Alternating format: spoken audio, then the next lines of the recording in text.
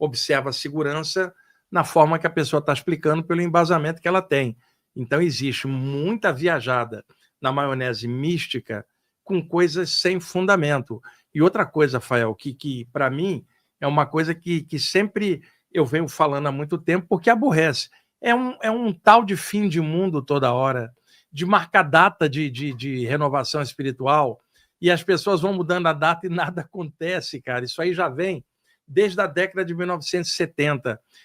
Um tal de induzir medo de catástrofe, medo de karma, medo de espíritos, medo do capeta. É medo, cara, por falta de informação. Então, se as pessoas souberem filtrar melhor com o pé no chão, evita enganação, seja delas mesmas ou de outras pessoas, que às vezes estão até na boa intenção, mas você vê claramente que é uma viajada. Por isso que é importante ter pé no chão, ponderar. Eu sempre dou muitas dicas de literatura variada para a pessoa ter visão de conjunto e poder botar o pé no chão. Realmente, e até no assunto que a gente vai entrar, que são chakras, né? Existe também todo um folclore, né? Existe muito mito em cima, porque o estudo dos chakras, originalmente, surgiu na velha Índia, no contexto inicial do yoga. É claro que depois foram surgindo outros movimentos dentro do grande guarda-chuva de doutrinas, que é o hinduísmo. Foi vindo o Vedanta, muito baseado nos Vedas e nos Upanishads. Você tem o Samkhya, que é próximo da abordagem do yoga, e vários outros sistemas, todos falando de chakras com abordagens diferentes. A expressão chakra vem do sânscrito da velha Índia, significando rodas de luz. Já no Ocidente, surgiram outras nomenclaturas, centros energéticos, centros psíquicos, centros de força, mas o nome que mais aparece na literatura internacional do tema é chakra. O velho nome dos hindus ainda vigora na maioria da literatura sobre o tema. Então, roda de luz, porque os grandes mestres da Índia, que primeiro falaram sobre esse tema e observaram por clarividência a aura humana e os centros energéticos, notaram que esses centros tinham forma de vórtices ou de rodas luminosas. E havia na literatura hindu alguns mitos relativos a Vishnu, que é o preservador divino, dentro daquela trimurti Brahma, criação, Vishnu, preservação, e Shiva, transformação. Isso, pelo menos, é o que é mais aceito internacionalmente, porque dependendo do devoto, ele pode achar que Shiva é o primeiro, ou Brahma ou Vishnu, mas classicamente Brahma, Vishnu e Shiva. Então, Vishnu tinha numa das 4 mãos, que na verdade são os elementos, terra, água, fogo, ar, e a cabeça é o Akasha, ou éter, os 5 elementos. Então, uma das mãos de Vishnu superior, ele carrega uma rodinha de luz. Então, muitos dizem que é Kala, a roda do tempo. Só que roda em sânscrito é chakra. Então, dentre os vários mitos, se dizia que Vishnu, quando descia para proteger o devoto, e aí ele ganhava o nome de Narayana, né? Daí o mantra Om Namo Narayanaya, que é muito famoso, de proteção de Narayana ou Vishnu. Quando ele descia e as trevas estavam cercando, ele estendia essa mão e fazia a rodinha virar um rodão, e aí diluía as trevas. Então, qual é a metáfora? Cercado pelas trevas, amplia a luz do chakra. Então, quando os mestres da Índia estavam mapeando esses centros energéticos, eles tinham que criar uma nomenclatura. E aí lembraram da rodinha na mão de Vishnu, que chamava chakra. Nomearam centros vitais de chakras. E aí, aproveitando, antes da gente falar da primeira obra, a intersecção entre chakras e projeção astral. Qual é o papel dos chakras numa projeção extrafísica consciente? E qual é a alteração, se há alguma alteração no funcionamento do chakra, quando o corpo, quando a pessoa está projetada fora do corpo? Na verdade, a ativação dos chakras, de alguma forma, e tem várias formas de fazer isso, ela favorece uma soltura do corpo psíquico, espiritual, para fora da matéria, temporariamente. Então, eu sempre recomendo pessoas que estudam saídas do corpo também conhecer a parte dos chakras e intercalar os dois estudos. Porque você tem, por um lado, curadores, reikianos, passistas, curadores prânicos, que conhecem o sistema de chakra das mãos de luz e de passagem de energia e não conhecem tanto a área de saída do corpo. Em contrapartida, na área de estudos de saídas do corpo, você tem muitos autores que não conhecem direito os chakras. Eu pude juntar e aprofundar os dois temas e sei, por experiência própria, que a ativação dos chakras favorece uma expansão do campo energético que favorece as saídas do corpo. Existem outros autores que fizeram esse equilíbrio entre os dois temas. Um deles, a gente vai falar daqui a pouquinho, que é o Dr. Hiroshi Motoyama, que inclusive narra as saídas do corpo durante a ativação de chakras. Eu tive muitas experiências assim. Os principais chakras, cada um apresenta algumas características que a gente pode falar depois, mas em geral, o trabalho de bioenergia e de ativação de chakras em várias modalidades pode favorecer as saídas do corpo. E aí, para quem nunca escutou esse termo bioenergia, às vezes as pessoas elas escutam chakras e bioenergia dentro do teu trabalho, né? Não tiveram ainda uma experiência energética consciente, né? Como é que você classificaria isso para que as pessoas possam ter esse conceito de forma mais profunda? Se a gente considerar hoje o próprio conhecimento moderno, matéria é energia condensada e energia é matéria em estado radiante, ou seja, tudo no universo é alguma forma de energia variando o grau de condensação. Muito condensada é matéria, muito sutil a pura luz. Mas desde a luz até a pedra, formas de energia variando o nível de condensação. Outrora, quando se falava corpo energético, todo mundo imaginava um corpo sutil. Mas hoje nós sabemos que até o corpo humano também é uma forma de energia. Então, esse termo energia ganhou propriedade na velha Grécia, vem do energy, do grego, aquilo que dá atividade, vida e movimento, aquilo que faz você trabalhar, se mexer. Se você se mexe, você está vivo. Energia é vida, vida é movimento. Então, energia do grego, atividade ou movimento, ou obra do verbo obrar, trabalhar. Isto que os gregos chamaram energia, os hindus chamaram prana, em sânscrito, que é o sopro vital, chineses chamaram de chi, força vital, japoneses chamaram ki, força vital, e na Europa foi chamado fluido vital ou força vital. Mas o nome que mais aparece é energia. Quando você fala bioenergia, energia da vida, uma energia que anima um sistema biológico, aquilo que está vivo, cara. Então, daí o nome bioenergia, uma energia viva. Não está se falando da pedra, está se falando de um ser vivo que se mexe, que age. Bioenergia é o termo moderno para se falar dessa energia da vida. Muita gente associa, às vezes, exclusivamente com o Reich, né? O Reich tinha um trabalho muito bom, foi boicotado, porque ele trabalhava com temas que décadas atrás eram tabus, inclusive a questão da sexualidade, mas ele trabalhava dentro de um espectro mais material. Não havia um conteúdo espiritual dentro do trabalho dele, que era excelente dentro da proposta dele. Ele chamava mais de orgone. Daí vem as expressões orgonites, câmara de orgone, caixa de orgone. Orgone era o termo que ele usava. Mas também usava, às vezes, a expressão bioenergia. Falava das carapaças bioenergéticas que travam a pessoa, causando bloqueios. Mas o termo bioenergia é mais amplo. Tá? Apenas o Reich se referia a ele associado com a expressão orgone. Mas bioenergia é uma expressão geral. Energia vem do grego, bio, vida, energia da vida. Foi legal você falar isso porque tem muita gente da área psicanalítica que associa exclusivamente ao trabalho do Reich. E eu já falei para algumas pessoas, é muito mais amplo do que isso, então é muito importante. O termo é anterior ao Reich e ele usava mais a expressão orgone. Orgone.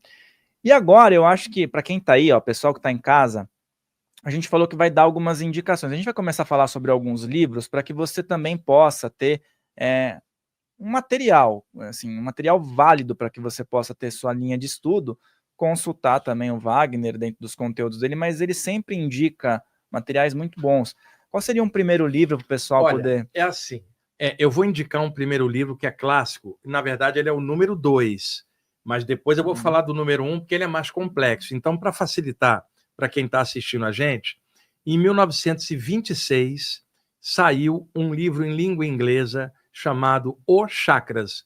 O autor era da Sociedade Teosófica, o clarividente Charles Webster Leadbeater, que já vinha escrevendo sobre chakras há algum tempo e resolveu compilar, formatando uma obra que depois sairia no Brasil durante décadas pela editora Pensamento. Me parece que hoje está sendo editado pela editora da Sociedade Teosófica de Brasília. Esse livro se chama Os Chakras. Tem ilustrações coloridas.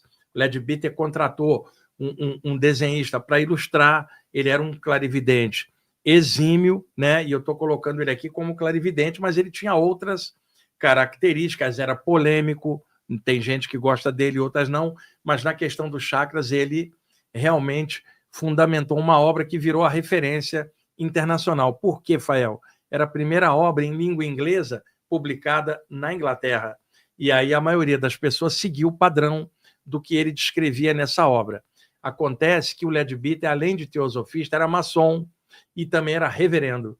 Então, na hora que ele descreve os chakras, o que ele faz? Pega o nome em sânscrito dos chakras no yoga antigo e converte para nomes em inglês que seriam mais fáceis de assimilação pelo público inglês, que não era o público yogi. Então, na hora ele converte, nem sempre exatamente igual ao original, mas convertendo para uma linguagem ocidental. Foi ele, então, que pegou, deixa eu dar o nome original e dar a conversão dele. O Sahasrara, o lótus das 1000 pétalas, em sânscrito, ele transformou em chakra coronário, no sentido coroa da cabeça. Pegou o chakra Adna, centro de comando, e transformou em chakra frontal. Pegou o Vishuddha chakra e transformou em chakra laríngeo. Pegou o Anahata chakra, transformou em chakra cardíaco, que na verdade é cardiorrespiratório. A função é integrada. Pegou o Manipura chakra na barriga e transformou em chakra umbilical. Na hora que ele vai falar do chakra do baixo ventre, que é chamado em sânscrito Swadhisthana, na posição dele de reverendo, né? Naquela época, década de 1920, a Inglaterra saindo ainda daquela referência vitoriana clássica, em um conservadorismo enorme, falar de sexualidade, nem pensar. E ele, sendo reverendo ainda, ele temeu falar do tema da sexualidade. Então ele coloca lá no livro: este chakra é perigoso, é somente para quem pratica ativação de Kundalini no meio yoga, como bons ingleses que nós somos, não vamos mexer com isso, e surgiram no lugar trabalharmos o chakra do baço. O baço é uma víscera do lado esquerdo da área abdominal, retém células mortas e as destrói, produz glóbulos brancos, glóbulos vermelhos, é um lixeirinho da corrente sanguínea. E baço em inglês se chama spleen. Foi daí que ele criou a expressão chakra esplênico, que vem de spleen, o centro esplênico, que a medicina fala, mas ele colocou um chakra em cima e tirou o chakra geniturinário, que não é só sexual, é geniturinário, tirou da relação e botou o baço no lugar. E pegou o chakra da base da coluna, que é o único que aponta para baixo, para captar a energia da Terra, e chamou, no original era Muladhara, ele chamou então de chakra básico. Então a literatura moderna ocidental de chakras se deve à literatura da teosofia e do Charles Webster Leadbeater, que se tornaria então a referência internacional. Tá? Então a gente não está com o livro aqui, mas pode mostrar a capa aqui, né, na hora da edição dessa entrevista. Agora, um detalhe: se você consultar internacionalmente, vão indicar esse livro como uma grande referência em inglês. Só que tem uma história de bastidores.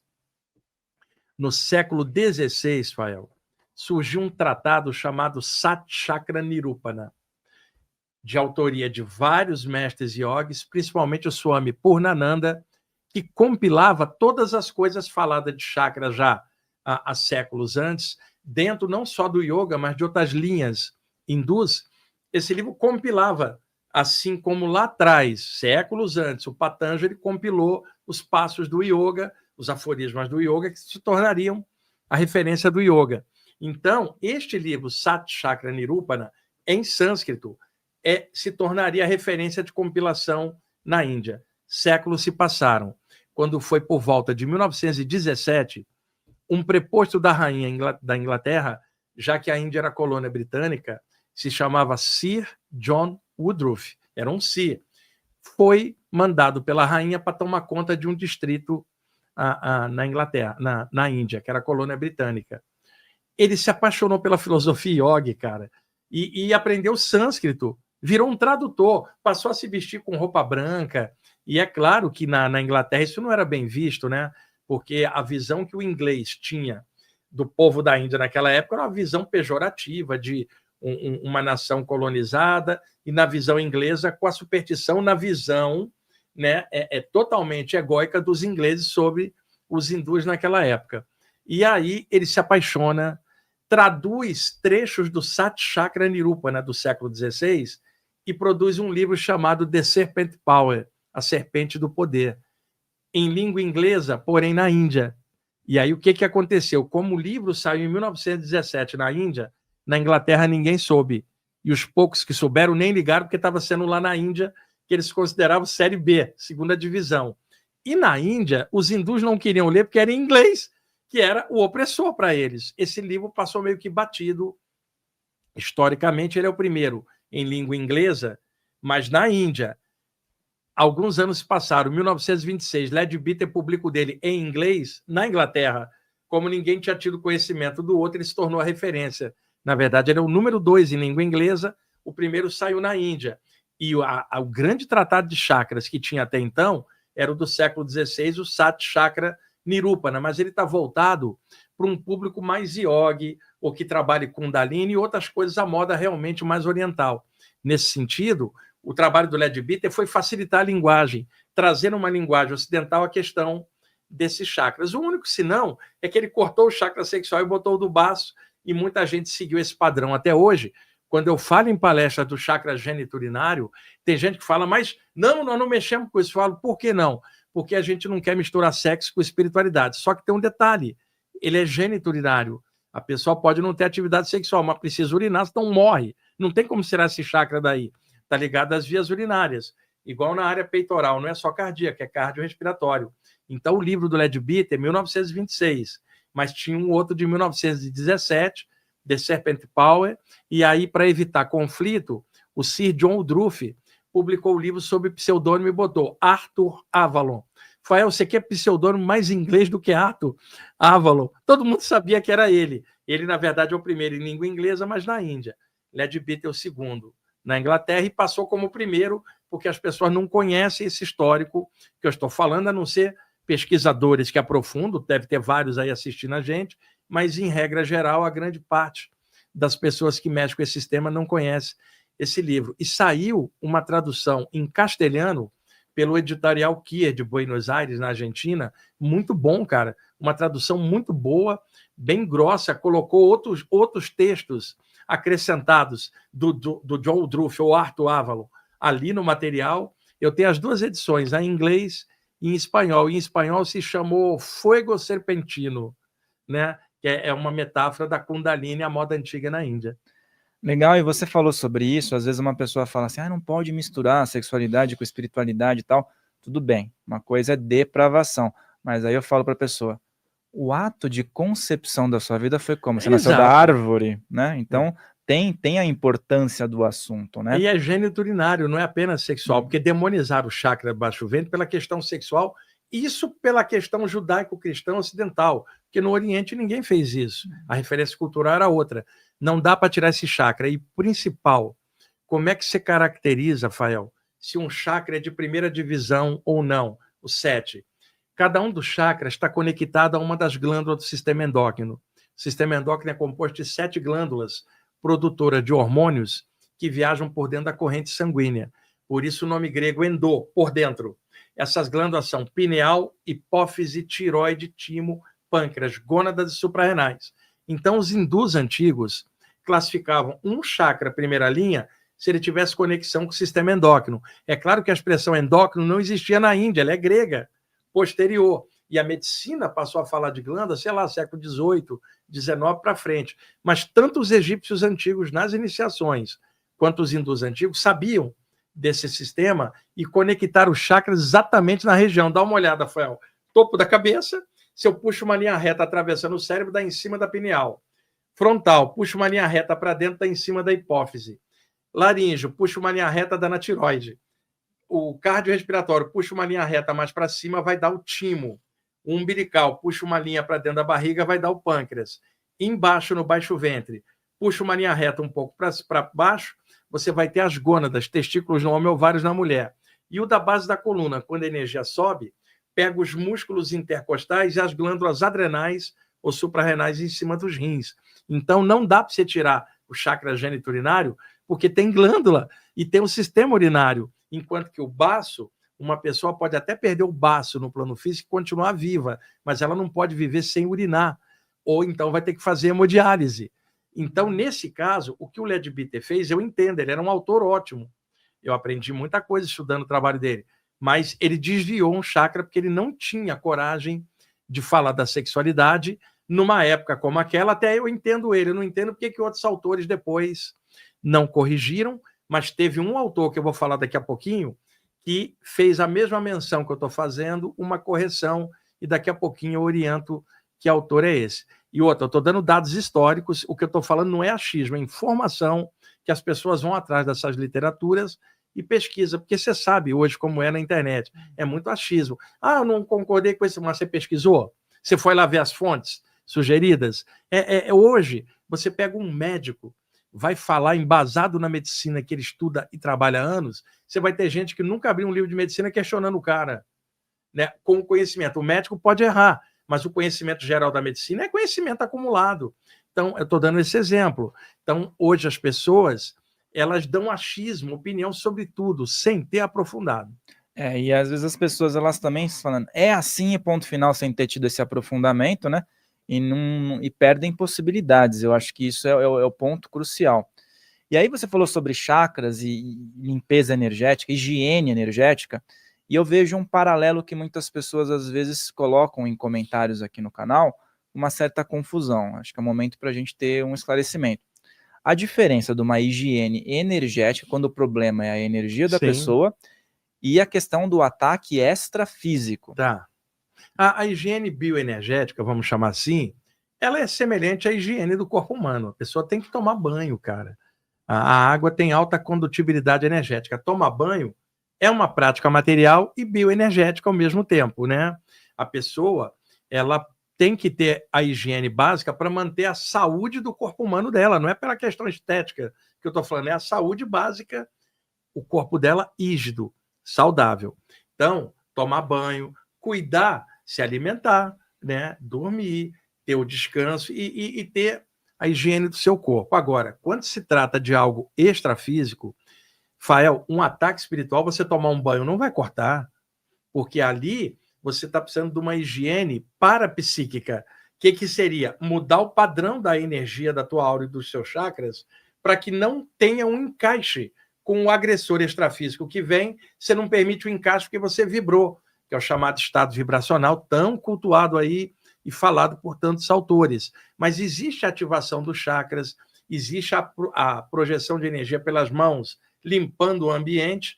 Então, a higiene bioenergética, ela tem sua parte no corpo, que é o banho, cuidado com o corpo, e tem a parte extrafísica, que seria uma higiene parapsíquica, que envolveria padrões mentais, emocionais e bioenergéticos. E aí você falou sobre estado vibracional, vamos já... o livro que não estava aqui, tinha aqui, mas o Samuel emprestou, então a gente botou uma arte. Agora tem outros livros que tem aqui. Deixa eu citar o Motoyama, que ele não está aqui também, você vai colocar a capa na inserção. Isso. 1981, Fael, surgiu um autor japonês que era acupunturista, professor de acupuntura, inclusive, criado no Japão, conhecia bem a parte budista, e ele foi para a Índia. Lá ele estudou com o Swami Satyananda. E o Swami Satyananda tinha sido discípulo do Swami Shivananda, que é um dos grandes mestres yogis do século XX da Índia, desencarnou logo no início da década de 1960. Então, o conhecimento que o Motoyama pegou do Satyananda tinha vindo do Swami Shivananda, que se baseava nos clássicos da velha Índia, que ele citava bastante. Então, o Motoyama se tornaria professor de yoga e somou isso com a acupuntura, retorna ao Japão. E aí resolve publicar um livro chamado Teoria dos Chakras. O ano é 1981, esse livro saiu logo depois aqui no Brasil, pela editora Pensamento, está em catálogo até hoje. Esse livro, na minha opinião, é o melhor livro de chakras de todos, para o meu gosto, como pesquisador. Porém, algumas pessoas não gostam, porque a primeira metade do livro, Fael, é sobre posturas de yoga, o que interessa mais a um praticante de yoga, e algumas coisas de acupuntura, que interessariam a pesquisadores dessa área. Porém, a metade do livro em diante é sobre os chakras.